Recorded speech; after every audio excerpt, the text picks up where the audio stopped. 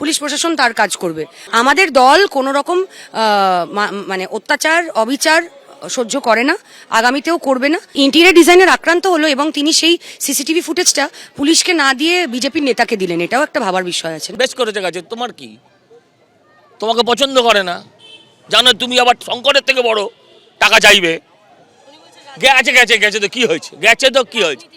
আরে ভাই, ছবি তো আর রাজনীতি হচ্ছে না। অর্পণ রাজনীতি করছে আমার হয়ে, সে যে যাচ্ছে চুলের মুঠি ধরে টানছে, বগা গোপাল কি সব নাম বলছে, সেগুলো তার আগে আমার হয়ে রাজনীতি করছে।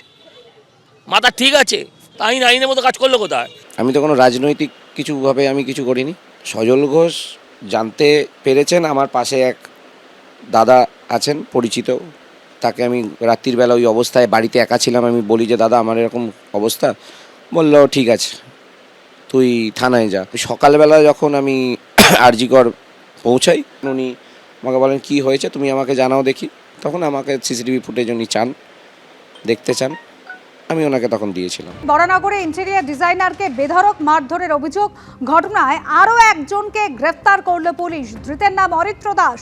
বরানগরে যেভাবে ইন্টেরিয়র ডিজাইনারের বাড়িতে ঢুকে তাকে প্রথমে তোলা চাওয়া হয়েছিল, তারপর হুমকি দেওয়া হয়, হুঁশিয়ারি দেওয়া হয়, মারধর করা হয়, সেই ঘটনায় আরও একজনকে গ্রেফতার করল পুলিশ। ধৃতের নাম অরিত্র দাস। একেবারে ঘটনার সময় সিসিটিভি ফুটেজ রেখেছে আপনাদের সামনে। সব মিলিয়ে বরানগর কাণ্ডে গ্রেফতারের সংখ্যা বেড়ে দাঁড়িয়েছে 3। সমীরণ দাস সমীরণ পাল আমাদের প্রতিনিধি রয়েছেন আমাদের সঙ্গে টেলিফোন লাইনে। সমীরণ, গোটা ঘটনা অভিযোগের তীর বরানগর শহরে আইএনটিটিইউসি নেতা শঙ্কর রাউত। ঘটনায় এখনো পর্যন্ত 3 জনকে গ্রেফতার করা হলো, কি কি অভিযোগ আনা হয়েছে তাদের বিরুদ্ধে?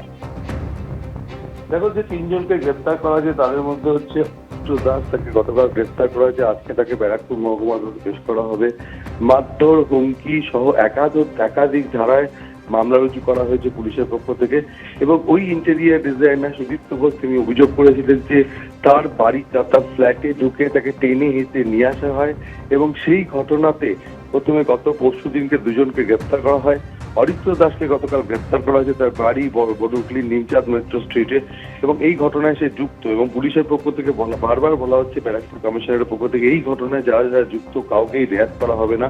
এবং এই যে ঘটনা, তার সঙ্গে উত্তর বরানগর আইএনটিটিউসির সভাপতি শঙ্কর রাউতের নাম জড়িয়ে গেছে, তার নামে অভিযোগ দায়ের করা হয়েছে। কেননা বারবার যেটা বলা হচ্ছে যে সিসিটিভি ফুটেজ সেখানে যারা গেছিল ওই মারধরের ঘটনার সঙ্গে যুক্ত ছিল এবং ফ্ল্যাট থেকে তাকে টেনে হিঁচড়ে নিয়ে আসছিল, তারা ফোনে শঙ্কর রাউতের নির্দেশ মতো কাজ করছিল, এমনই চাঞ্চল্যকর অভিযোগ করেছিলেন ওই ইন্টেরিয়র ডিজাইনার সুদীপ্ত ঘোষ। পুরো বিষয়টি তদন্ত করে দেখছে বরানগর থানার পুলিশ। ইতিমধ্যেই 2 জনকে গতকাল গ্রেপ্তার করে ব্যারাকপুর মহকুমা আদালতে পেশ করা হয়েছিল এবং বিচারক 5 দিনের পুলিশ হেফাজতের নির্দেশ দিয়েছেন। এবং এরপরে অরিত্র দাসকে গ্রেপ্তার করা হলো এবং তাকেও আজকে ব্যারাকপুর মহকুমা আদালতে পেশ করা হবে এবং বাকিদের খোঁজ চালানো হচ্ছে বলে পুলিশ সূত্রে জানানো হয়েছে। ধন্যবাদ সমীরণ। এবিপি আনন্দ, এগিয়ে থাকে, এগিয়ে রাখে।